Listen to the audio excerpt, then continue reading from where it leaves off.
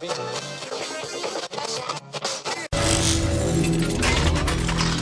Check Radio.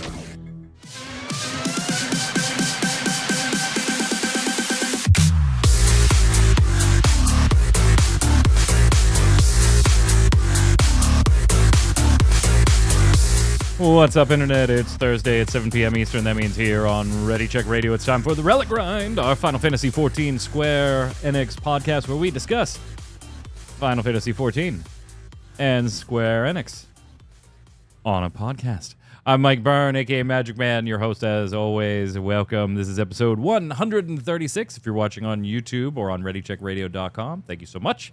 If you're listening on Audible, iTunes, Spotify, any of the podcast platforms, thank you so much for that too. While you're there, give it a like, a thumbs up, subscribe, turn on the notifications, all the stuff feeds the algorithm. But most importantly, if you like what we do here, tell a friend and join us live. We've got chat hanging by. Getting ready to come in with their opinions for all of our wonderful topics today. And if you don't know where to find us, the site's right there on your screen. ReadyCheckRadio.com has the backlog of this show and Gaming Gumbo and all of our other shows and all of our socials in the upper right-hand corner. We make it nice and easy for you to follow. We got a show this week. We got a show next week. We will be off on September 19th. I'll be headed out to L.A. for the last chance qualifier for Final Fantasy trading card game. Hopefully Good Friday. luck. Yeah, hopefully Friday we'll qualify, and then immediately Saturday, if we qualify, we'll be at Nationals Saturday and Sunday. So we'll see what happens. Should be a fun weekend of Final Fantasy trading card game either way. Joining me to talk about all kinds of other fun stuff, Square Enix related, Mr. Chris Montoya, a.k.a. Tarkoth. What's up, sir? Greetings, programs. Wow, that was a brain lapse right there. Yeah, it was the brain lapse. Whatever. The seasonal events, man. Can we get some meat to these seasonal events? I base it on minions plus minus whatever. These are so boring. I found this Rising. I look forward to the Rising. Yeah, we're going to talk about the Rising first before we get started, because that is historically, with the exception of last year, been one of the better events. Enabled. I thought you had chat bubbles enabled. Right. Where are they? Where are they? I don't know. This guy here, Mr. Paul Berlin, a.k.a. Flynn, was supposed to be working on him. I guess he didn't finish him yet. No, I'm too busy wondering where my cheap dungeon disappeared to. Yeah, so let's jump right into it, right? Final Fantasy XIV wise, the Rising did begin this week, the annual birthday celebration, if you will, for Final Fantasy XIV. Historically, it's been one of my favorite events. Last year being an exception. Last year, we all kind of felt like it was just phoned in, like they just did it because they had to, and we kind of gave them a little, all right, as much as they say Final Fantasy XVI is not pulling away from 14 development, it feels like it clearly is. Maybe this was a byproduct of it. Maybe we'll get something better next year. Of course, they had to work on the PC port and all that stuff, which we talked about on the last show, coming up soon here. When did the Rising? And thank God it had a minion, because that was all I cared about. It was another, I was in and out in 5 minutes. The dialogue wasn't compelling in any way. And again, I'm not looking for huge, deep lore here, Flynn, but there's always been a little bit of Easter egg. And if you're deep into the lore, there's always some little extras. And it just felt phoned in again this year. And maybe I'm alone in that. I don't know. Where did you fall on it, Flynn? Yeah, so I did it about 40 minutes ago, almost forgetting it was a thing. Yeah, apart from learning a bit of history about one of the pirate crews, there was nothing there. There was no substance. It's pretty fireworks, and that was the theme of it. We got pretty fireworks. So you'd need to go deep, deep lore to get really anything out of this. Right. I mean, the stuff we knew from other NPCs that we could just talk to on a normal day. It had a minion, so it's okay in my book. You already get a 7 out of 10 just by making the reward a minion in my book.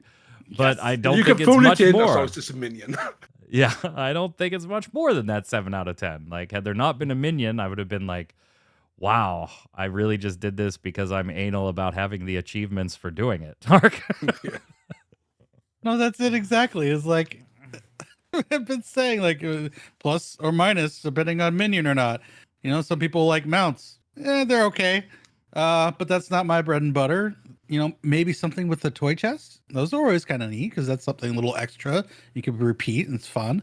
But yeah, that's minions or bust, and this just was bust with the minions, so that's like ultra sad. Yeah. Yeah, I mean, we did talk about and I feel like this is more than just the Scions, right? Tark, when we had Steve D here on a special show where we talked about Final Fantasy TCG a bit, we also talked about 14 and Yoshi-P, kind of hearing the concerns from the player base and the feedback from the player base on what to do with the Scions. Like, some people felt that they were just trivially there, right? Wow. There wasn't much going on with them, and Warrior we of Light understand could have been. The Warrior of Light was kind of trivial. It's like, hey, you're doing that? Okay, I'm back here. If you need me, I'm here.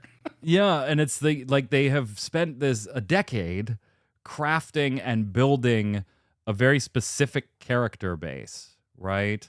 Where Yep. when you go and you look at other MMOs, right? World of Warcraft, of course, being a good example against this and stuff. When you go back and you look at those expansions, you do see some recurring characters, right? Thrall, Jaina Proudmoore, like those types of factional leaders, whether they be Horde or Alliance, the Rins and Anduin and stuff like that. But we also have seen in those lines key characters sitting an expansion out here and there, right? Where there's just, you don't see Thrall, you don't see Jaina. And then maybe in the next expansion, they play an ultra important role. The baddies become different. And that's something a little more unique to Final Fantasy, right? Where you could argue from A Realm Reborn all the way through Endwalker, the baddies were the baddies. We learned more about them. We learned more people in that Garlean faction, that Ascian faction. But the Garleans and the Ascians were the baddies the entire time. So and the Scions were the Scions. And here's all 12 of them or whatever, 11 of them. It depends on who you count these days anymore, by the way. As to who's officially a Scion. You go based off the TCG cards. If they there you go. Job Scion 7th Dawn, they're okay. Yeah, they're okay. So Final Fantasy hasn't done that. And now they're trying to do that, Flynn. New world, new lead characters. But you've spent 10 years building up and arcing through all of the rest of them, and not all of them have had a story arc either. And a prime example is, right in this most recent one, in Dawntrail, people feeling that Kryl really didn't get the arc they expected Kryl to get on the lead up to this. And while I can see it as a good thing in let's get away from the established storytelling and move in a different direction with new people, I don't know if Dawntrail really meaningfully set the stage with fans enough that it doesn't feel like a little bit of a disappointment. And apparently it did for many, that the Scions weren't a bigger part of things. I think a lot of it is just having the Scions present. Because now sitting on the story a bit longer, I do feel like our main character is very much Tony Shalhoub's character from Galaxy Quest. He's just there with the munchies, just snacking as everything else is happening behind him. But I do feel like they could have took away all the Scions except Kryl and Estinian and just give us the story as it was, ignore the rest. Estinian's already West, cool. Kryl's there to find the stuff out about the grandfather. They could have condensed the story and made it a bit more meaningful for that side of stuff. I'm going to say this. And this is tough to say. I would never have said this for many, many years, Tark. Not only have I played more World of Warcraft in the last 14 days than I have Final Fantasy. Yeah. It's not even close. It's not even remotely close. I was faster to level cap in the War Within. I was faster to moving. I mean, it's alts there, but the equivalent would be alternate classes, right? In Final Fantasy, alternate jobs in 14. I've started moving alts already. The story was very, very good in the War Within. I very much enjoyed it. The cutscenes were very well done, and I don't want to sit here and talk about how much I do enjoy the expansion so far. Of course, like honeymoon phase, right? just launched. But I didn't have a honeymoon phase with Dawntrail, and that's the weird thing. It's so unusual for such a fanboy like myself, who's normally gushing about the game and probably likes 9 things that you thought were really dumb or really stupid as a casual or more casual player. It's a weird spot to be in, because for 10 years I was never in that spot, and now here we are. Yeah, I still haven't got a second combat job 200. Really? Takal saying the same thing in chat. Still only have 1 job at level 100. That's unheard of for me. I usually have half of the jobs, but there by now. Yeah, I've been working on crafters and gatherers. Everything's 100 there, so now I'm working on the other jobs. But I mean, I'm from a content perspective, I'm loving it. But like story, which has been a staple of 14 since A Realm Reborn, is like mid at best. And it's really I feel like, it's really weird. But I think like I'm agreeing with a lot of people that they're saying, I think the issue is that, for the base game and 5 expansions, the story was focused on us and the tight group around us. And now it's focused on someone else and their type group around them, and we're just kind of on the periphery. I forget who I was watching or listening to while I was working one day, and they were kind of like us, right? They play a lot of everything. They're not just a 14 creator or just a WoW creator or whatever. Sure. And they had said it feels really weird to be. I don't want to butcher this. I'm not going to quote it directly, but the basic gist of what they were saying was it feels weird going back to WoW for a story about my character right now. Because that's always been about, I feel like WoW was always good about the zone stories, but not necessarily good about the expansion story. And now it seems to all flip. It's all like, apparently WoW is great, overall arcing story, and 14 is just kind of like, hey, I don't know if they're like resting on laurels or if like we're gonna get big beats with the patch cycle coming up, but no, people aren't digging it, and like I said, it was mid for me, but the content has kind of pulled it through. Well, we're gonna get info on 7-1, right? We've got Tokyo Game Show coming up. The next live letter from Yoshi-P is going to be at the Tokyo Game Show Saturday, September 28th, 10:50 p.m.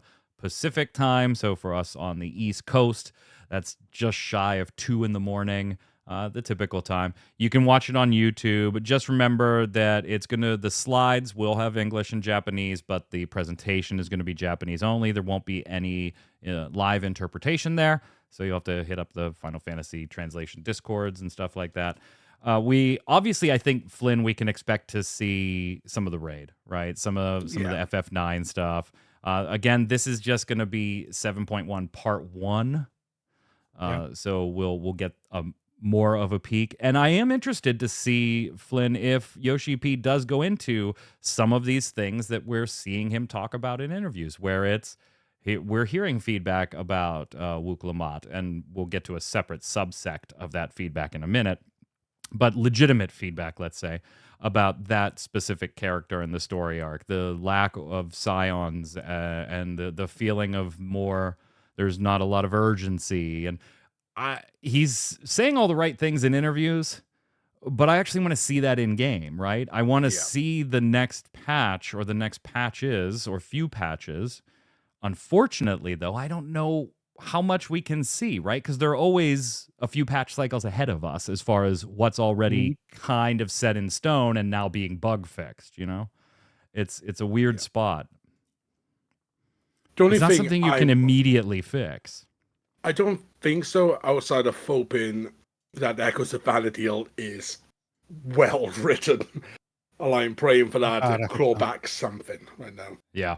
Because like I said, I'm not gonna lie. It could drastically improve my overall impression of Dawntrail just because I'm a Final Fantasy XI nut, right? Like the lack of Ishikawa's writing is leaving a void for me, and that's part of my problem with Dawntrail currently.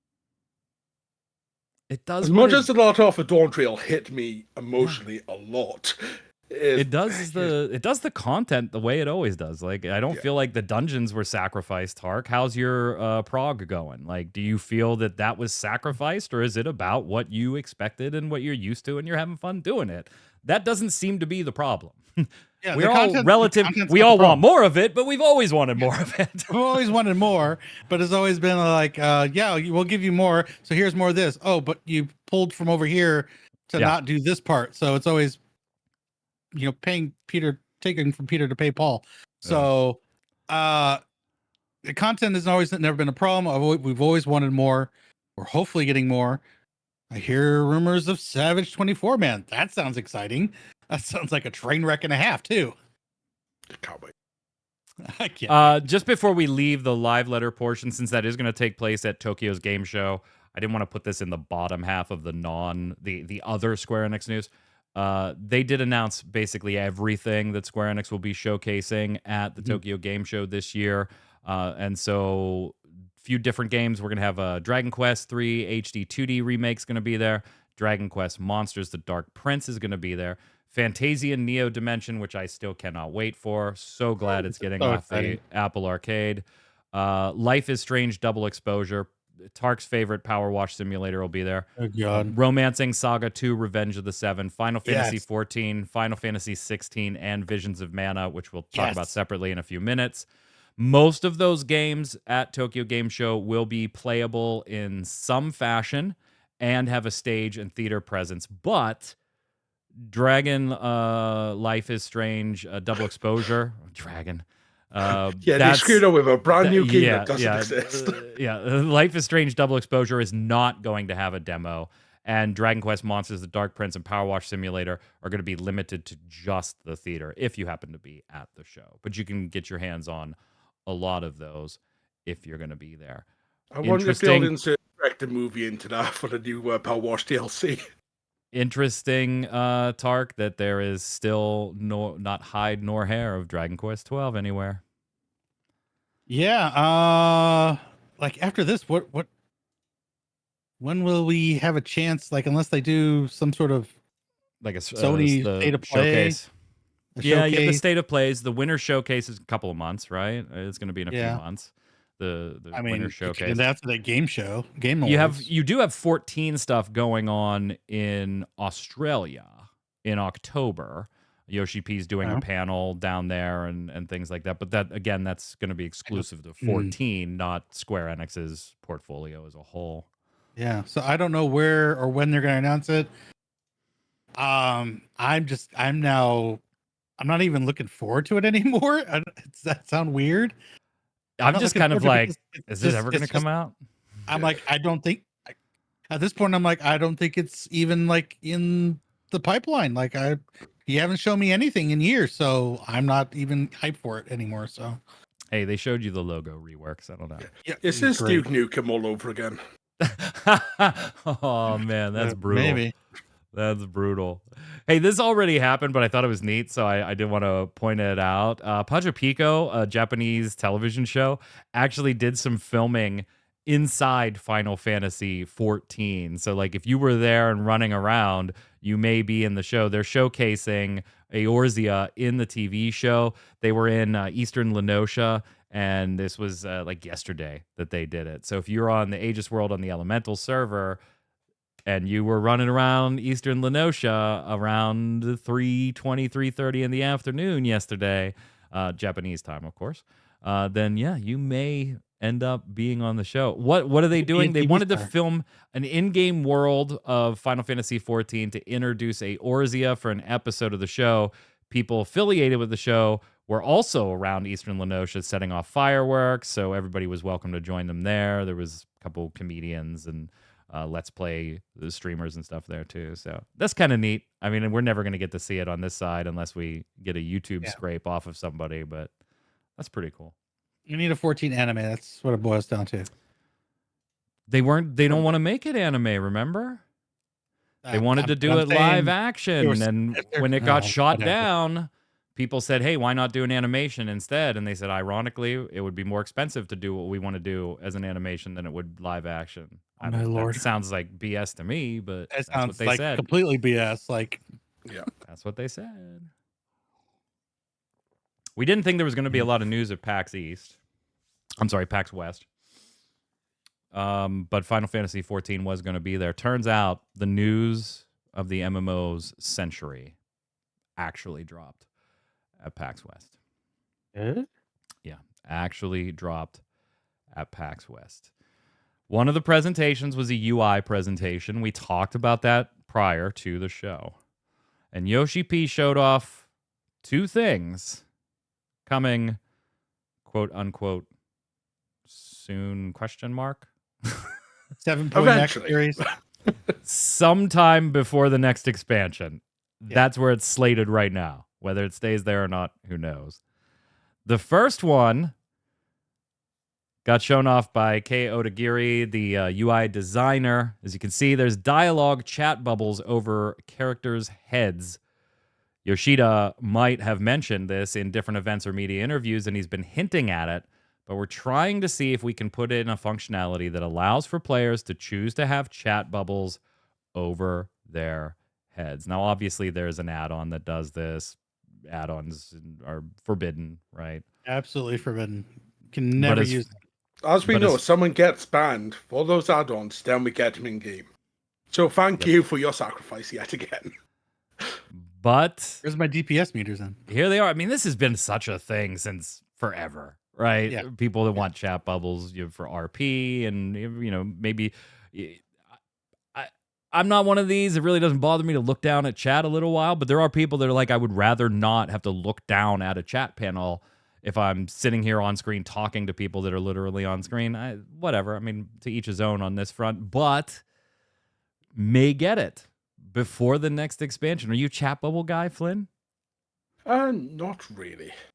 Because to my brain, it's like, I'm going to step into Limsa and see the most degenerate filth on my screen. But I do see practical applications to this, like during raids when you got someone running out of Bumbleville going, this is where you need to stand, and having it above their head, so right, I can focus on where you are instead of reading the box and not seeing where your character's up. Well, there might be another tool for that. There might be another tool. It could be coming, but still. It could be another tool if you need something like that, because also shown off was something we pointed out as glaringly missing in the live letters leading up to the launch of Dawntrail, and that is, Tark, the return of discussion about the strategy board to help plan for raids, savages, I thought it was things raid like that. planner. Yeah, they described it in the presentation as the strategy board.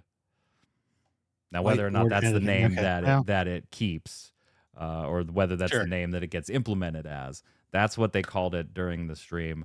Yeah, I mean, again, there's already tools to do this, but now you can have it in game and have something that's official and made by the creators of the game. So presumably will work a little bit better than some of the web-based stuff, or maybe any add-ons that you have that are trying to do something similar.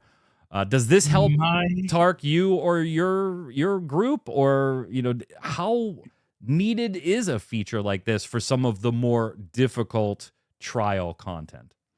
I think it could help for POG, especially for those mid tiers, like to have something like the world first people. They're gonna figure it out, and they're on point with their execution anyway. So it's those mid tiers, like the group I'm running with, that are taking 3-4 weeks. Having something like this is going to be absolutely awesome. So you can plan stuff out without having to drag 8 people with you. My concern is the layouts. Like, what kind of different layouts of arena are there going to be? Are they going to have one for like each piece of like raid content, and they're going to slowly add more as it comes around? Because some of these arena floors, it looks to be that way with slot 18. Yeah, some of these arena floors are super specific on mechanics. Like the patterns on the ground give you hints on how to deal with certain mechanics. So it's important that you have this, so you can be like, hey, you're going to be on this dot. I don't know how super tight and specific we can be with placing these things. We can zoom in and see, but something's better than nothing. Takal saying, I'm sure it'd be turned off, talking about chat bubbles during raid. Yoshi-P ain't going to let people be cussing people out via chat bubbles and raids. I don't think so. I don't think there would be a mandated turn off because they referred to it as being an optional feature for a player to use. Optional. So I can turn it on and off on my screen at will. I mean, Plus it's just profanity taking, filter. and it's still just your chat. Like, it's not like they can curse you out right now and not face repercussions. So, well, I think more to the point, cussing was just funny. I think Takal being funny, but I think more to his point, this kind of going off all over your screen when people are cussing you out via multiple messages over and over and over again. I could see Takal's point there, but I don't think Yoshi-P is going to regulate that since it's just something the user can turn on and off at will. yeah. Yes. Apparently 14 is still considering coming to the Nintendo Switch. And when I wrote this up, I was just like, oh, come on. And there were so many sites that just like didn't either know or didn't take the time to do their research. They were reporting it as brand new news because he said it at a Gamescom interview that was covered by Games Reactor. So to them, they were reporting legitimately on the interview they did with Yoshi-P. So I don't have any problem with Game Reactor and the way they covered this, saying Yoshi-P bringing Final Fantasy XIV to Nintendo consoles. We're having conversations, making progress. Hopefully we'll have news soon. He was kind of guarded about it, obviously, didn't really give a specific answer or anything. But we have legitimately heard that exact quote almost verbatim since like 2019. We've been hearing about talks with Nintendo to get the game on the Switch. He had talked again in like 2020, 2021 about having more conversations about getting it onto the Switch. So take it for what it's worth. I know they would love to see it on the Switch. I think at best we would see this on potentially a Switch 2, right? The Switch, I just don't think. I think we all know it's underpowered compared to a PlayStation 4 old. even. But since the game's going to be supported on PlayStation 4, if a Switch 2 is maybe more comparable with PlayStation 4, then I could see them doing something to make the game run on a Switch 2 with some hardware improvements. I could also potentially maybe see them tapping into cloud computing a little bit. Square is already starting to do that with some of their products as well. So I'm not saying it couldn't be done. I just don't think it makes sense to be on the regular Switch at this point. And they've been talking about this for years. Look at how long they wanted to be and were in talks on Xbox before we finally got it. 2013 that started. Yeah. So, I mean, whatever. I mean, we just need to get the game on the blockchain, right? Oh, God. This is another one, though, maybe even more so than the Xbox. So I said in my piece that, I'm not really sure how many people this picks up, like new people this picks up. And my question would be the same as I had with the Xbox. I'll just read you what I wrote here. I love games being on all platforms, but given the Xbox release came so late, what was the gain in 14's audience by releasing on the Xbox? In terms of new players, did releasing on the console make sense? I don't actually have those numbers, obviously, but given that the MMO was out for basically 10 years at that point, it's hard to imagine that there was a huge audience that specifically waited to try 14 until it came to Xbox. I would think the new audience on the Switch would be even smaller, if I had to guess. Now, somebody, Goobert, did reply and brought up an interesting point. Says, if they managed to release on a Switch, the uptick would probably be big. Barely any MMOs are on the Switch, and 14 is pretty good. To which I said, kind of reiterated a point I made in the article, that yes, that's a fair point, that there are very few MMOs on the Switch, and 14 is a damn good game. But how many of those players playing on the Switch aren't us, that already own a copy of the game and are just picking it up on the Switch so that we can play it on the go, or the Switch 2, whatever, playing it on the go? I'm more curious in when they opened up the Xbox and if they open up a Switch version, Tark, does it add new players to the player base at this point? And I'm not entirely convinced that that's a huge number on either system. And I could totally be wrong. I'll accept it if I am. And they're like, hey, 1 million new players thanks to the Switch. Okay. Yeah. I think they could maybe grab a bunch of new players if it was a launch title on the Switch 2. What do you think about that? I think it'd be better than launching after the Switch 2 launches. Yeah, I think anytime you can be part of a console launch, that certainly helps your numbers, at least in the short term. Yeah. But I do feel like we are still partially in the era of fanboys locking themselves into systems. The people who only play Xbox still, there's people who only play Switch still. So in theory, there are people out there to grab that'll be brand new. I mean, I know there are still console diehards, right? Like you're not buying all of them. I'm in a very blessed position. I fully recognize that, to have a kick-ass gaming PC, to have a PlayStation 5, to have an Xbox Series X, to have a Switch, and play on whatever the hell I want, right? I already own Final Fantasy XIV for 3 damn platforms. A regular PC version, the Steam version, or 4 now. The PlayStation and the Xbox. I forgot about the Xbox. So I'll probably buy a Switch version just to take it on the go. Torchwick would love a Switch version, but neither one of us is a new player. And you're getting a couple of bucks out of me for the box, but that's it, right? I'm still paying the same sub. I'm not giving extra sub money. I'm not a new player. You got 40 or 50 bucks out of me for the box, but that's all you're going to get. I just, they wouldn't do it if it didn't make them money, right? I have to believe that. Yeah. So I could be totally wrong, and it does make them money. I don't know if the trade-off's worth it, right? Because then you have to start, you always have to design your content with the lowest common denominator in mind. I don't see PS4 support going anywhere anytime soon. And Yoshi-P has said we'll keep supporting the PS4 as long as the player base on the PS4 is there to support the game.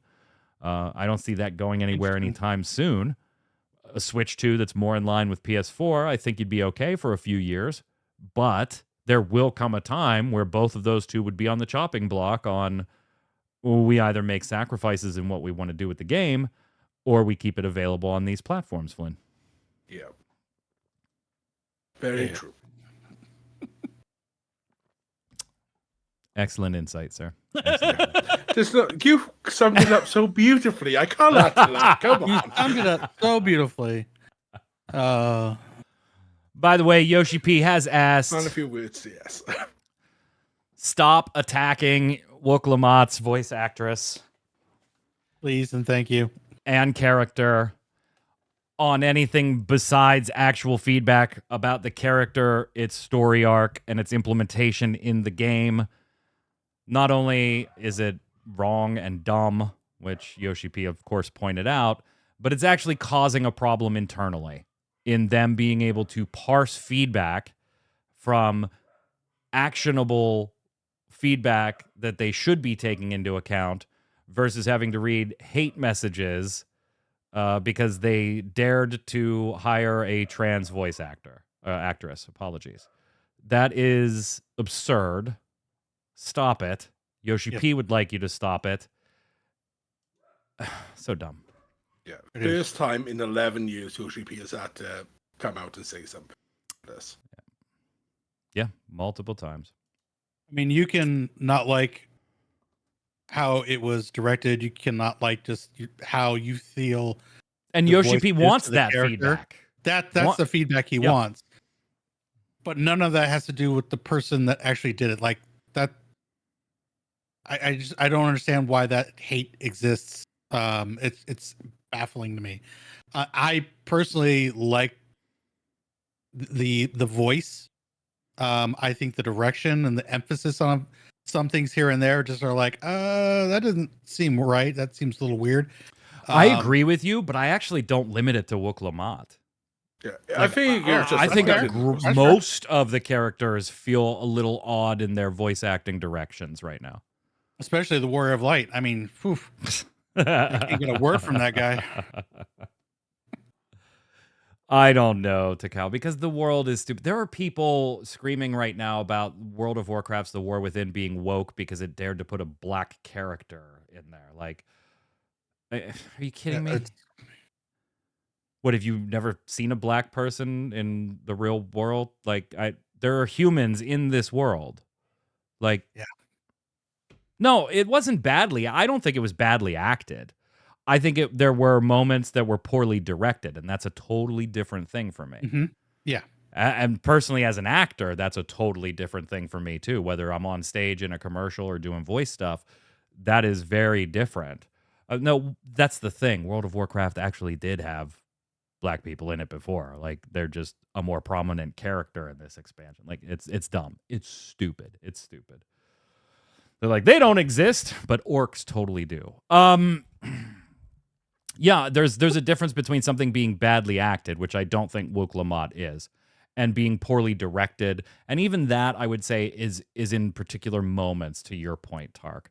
Like, there are moments that you just feel like that should have rung a little different emotionally, and the read did not convey what emotion I felt should be there. I wonder if, because that's how I feel, and that's what I kind of got the impression you were saying too. Yeah. Like you have moments that maybe are a little bit like serious or deep in what's going on, but like the way it was portrayed at that time was more lighthearted, and I'm like, wait, no, or vice versa. Like, yeah, and it's up to the lighthearted moment- director to say, okay, good read, but Yeah. let's try it this way. Somebody just ran over your puppy.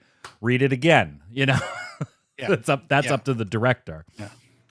Exactly. Not sure if you meant me. I didn't think Wook was badly acted. I meant the head of Resolve was. Oh, gotcha. Okay. Yeah, I did think you were talking about Wook Lamont. And Do you know the dumbest bit of direction they did this expansion was with the music? There was a few scenes where you needed to feel a certain emotion, but the music kicked in about 10 seconds before you're meant to start feeling it, and it just stuck away from Oh, what really? the I next didn't. moment I was. didn't really feel that much. Maybe I just wasn't paying attention because the music was just. This was not Soken's best work either. I don't think. No. Not to say it was bad. I mean, bangers. Soken's worst work is still amazing. And there were, yeah, you're right, Tark. There are a few tracks that you're just like, that's a banging track. Now, whether or not you thought it exactly fit with what was going on is another discussion. He's certainly had better expansion soundtracks than this one.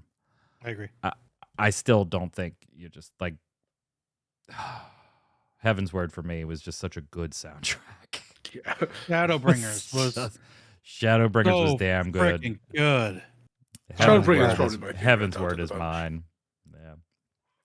All right, let's talk about some other Square Enix news, and I'm about to lay something super shocking on you that I am sure you absolutely, positively, never in your wildest dreams saw coming. Kingdom Hearts ready? 4 Except Shadow for Drop. when we called it. Except for when we called it, right? Except for when we called it the day it was announced. Foamstars going free to play. Oh my god. Oh my lord, whoever saw that coming? All of us. We are prophets of the future. Sometimes free to play. like you wish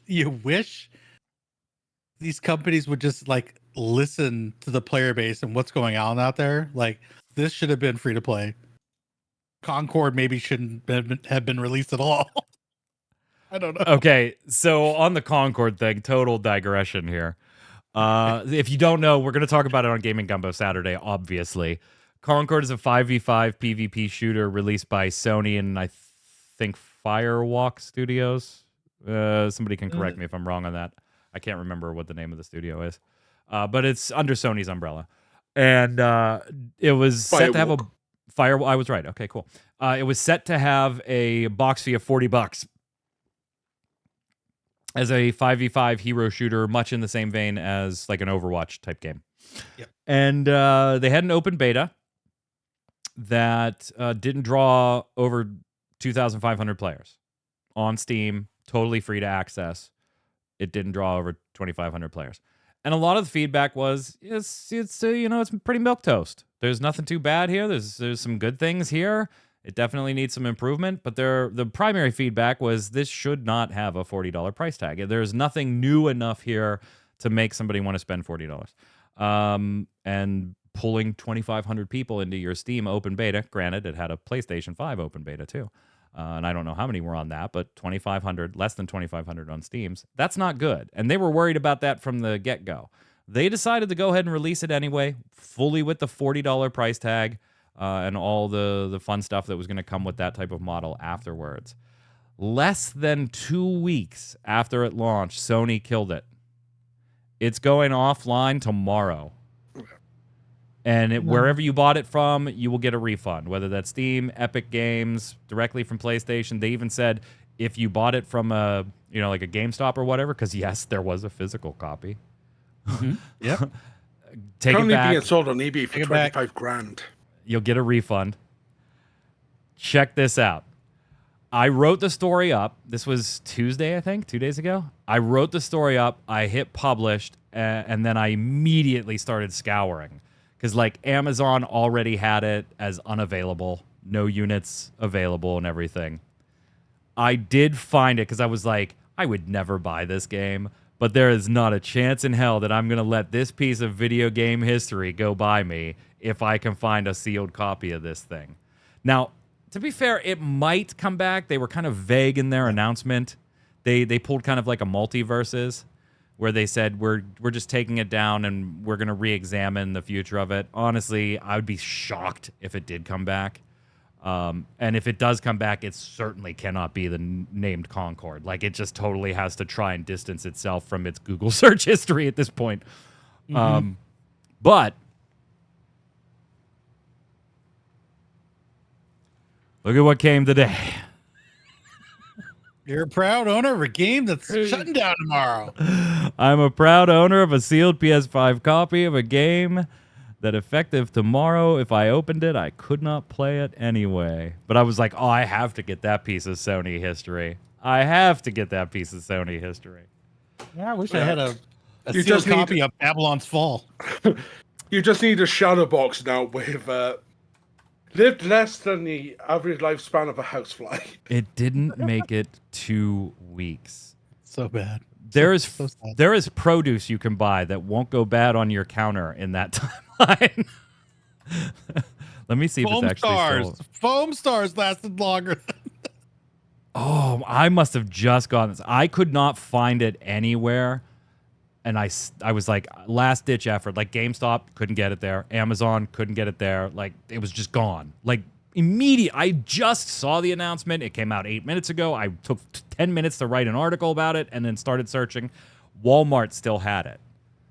And it was still available. And I pushed the order through that day. I just went on there right now and searched for Concord PS5. 0 results. So Walmart has now already pulled it too. I got it at the last moment. The UK equivalent of Walmart still has it available.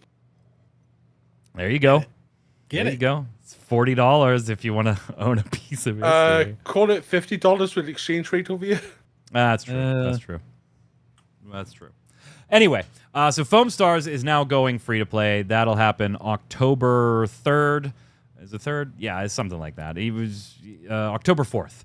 It's going to convert to a free-to-play model with its new season. There was not a compelling reason for this not to be free-to-play when it first came out. It already had the seasonal live service trappings and cash shop trappings from the get-go. So Yeah, and they gave it as a PS Plus exclusive on launch day, didn't they? So, Yeah, so they gave the game away free to any PS Plus subscriber anyway.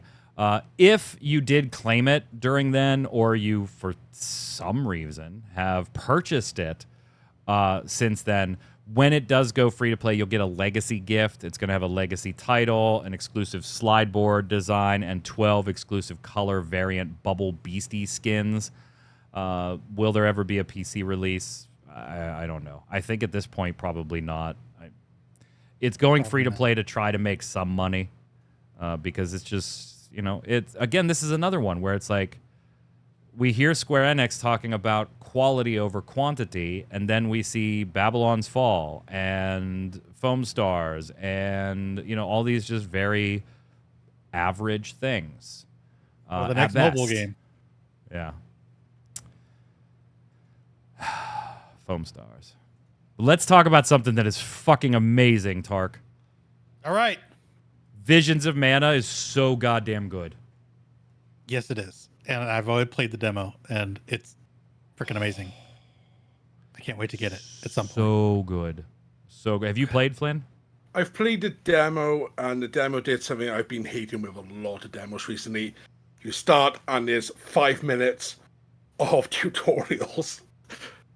Just start me at the start of the game, screw the menu, just send me after the first 2 hours, and I can enjoy myself more. Yeah, then he'd come and be like, I didn't know how to play. It was really hard to get into. I said he'd give me the first 2 hours, like you do with Octopath.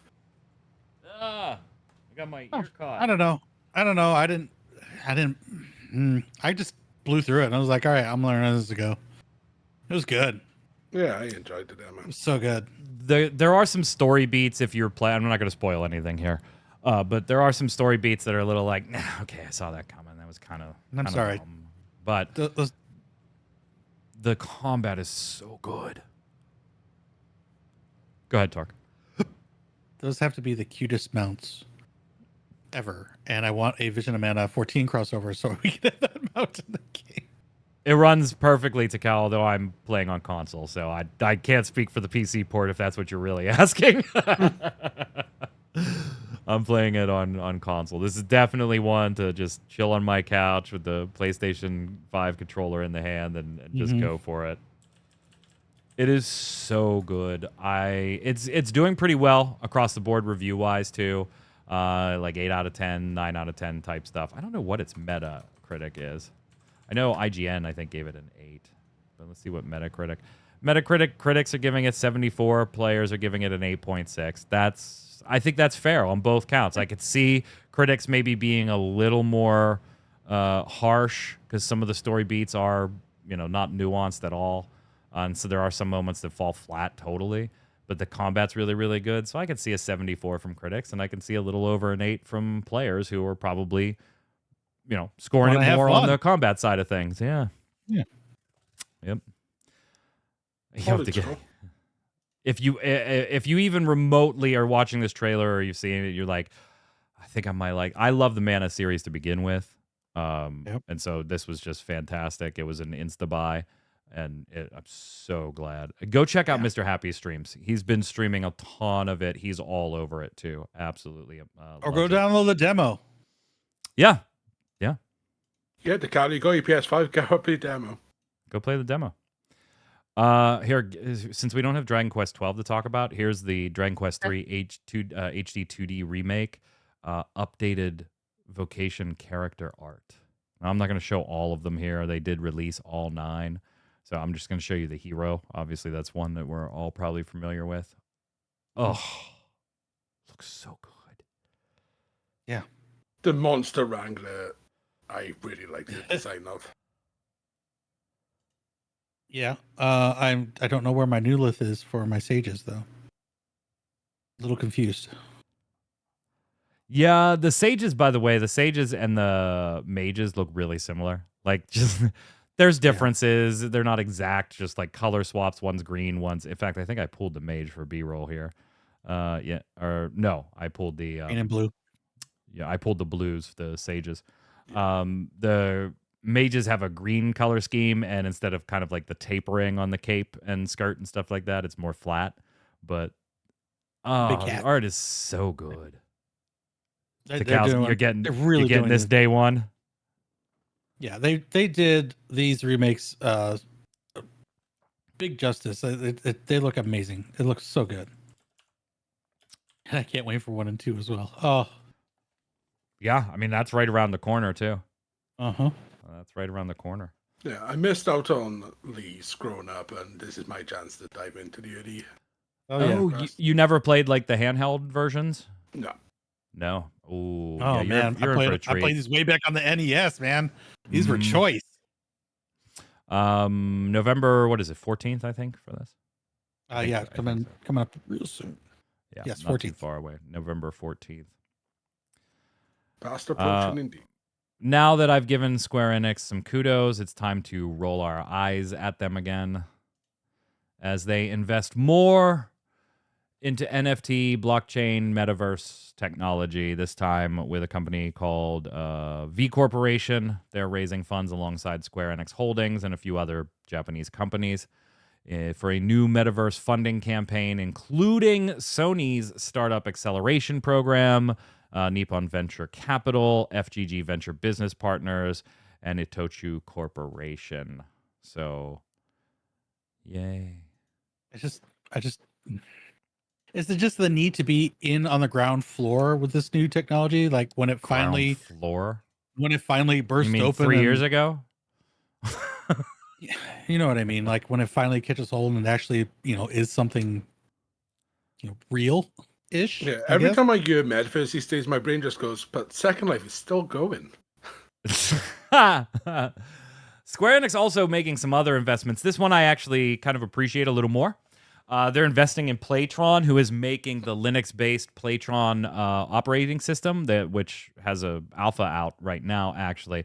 And this is going to interface a lot more with some like direct integrations through their operating system with not just Steam, but GOG, Epic Games, and other platforms all directly inside the operating system. Now, the first hardware that's actually going to have it installed is the SweetPlay OX1, which is kind of a weird little Web3 blockchain handheld itself, which I don't care about. It's But like a knockoff Switch. Yeah, but I do like the idea of Square Enix operating in a Linux space because that's not something they do an awful lot of, and I would like to see them move into that space a little more, Flynn. Even if it's a smaller investment into a startup OS. I like them thinking about Linux for once. Yeah. Linux does get the short end of the stick with a lot of things. All the time. Not to say that I would use it, but hey, by the way, if you play Brave Exvius, yeah, you better go ahead and get those last couple of games in. Final Fantasy Brave Exvius is closing on October 30th. Never invest too heavily in any of your favorite games, whether they're mobile or otherwise, but particularly mobile. Taking a look, I mean, you can kind of see 8 years though, why. Right?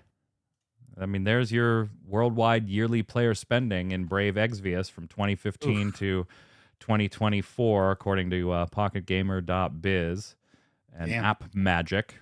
Since these are mobile, you can get a little more in touch with the data, and you can see a pretty sharp decline. 2023, 2024, not too good, and 2024 was worse than 2023. So yeah. Yeah, to be fair though, it has amassed around $900 million over its lifetime. Over its lifetime. Yeah. But yeah. Brave Exvius. Goodbye. Rest in peace. Speaking of goodbye, let's go do Love It or Leave It.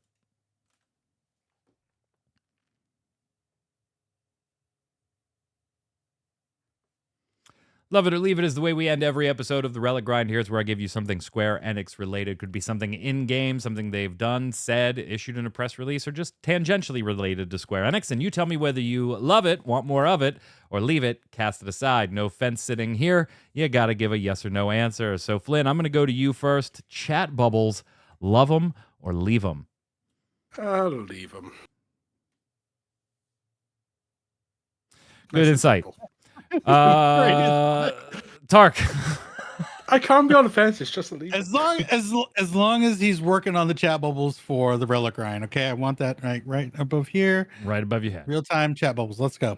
I'm gonna leave this as well. Like I understand the RP aspects. Could it be useful in raiding in environments where you don't have voice comms? Sure. I don't play really in those. Actually, you know what? I did for top, so maybe that stuff will work. But I really just don't think care about one way how much So, easier your leave ERP will be. well, I do dabble on that never. So yeah, see. But is this your time to go to the Balmain quicksand? I'm gonna give it. This is what I do. I'm gonna give it a love it. I personally don't care. Right? I'm gonna leave them off probably. But I love it. More options is options, and I'm all for it. I love it. I love every time the Square Enix team looks at an add-on, which they have already said don't use these. We will ban you if you use these. And they say there are enough people using this add-on that it should probably just be a feature in the game. Let's make it a feature in the game. And this has been a big one for many, many, many years on this front, and I love seeing them do that. Will I personally use it? Nah, I don't care.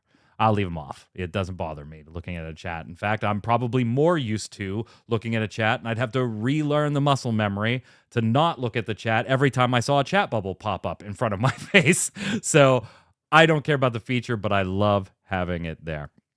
Let us know what you think in the comments down below, whether you love it, leave it, or chime in on any of the topics we discussed on today's show. No Faye stream tonight. She got the con crud from working the con last week. She'll be back next week, and we wish her a speedy recovery. Until next week, Mr. Paul Berlin, where can everybody find you?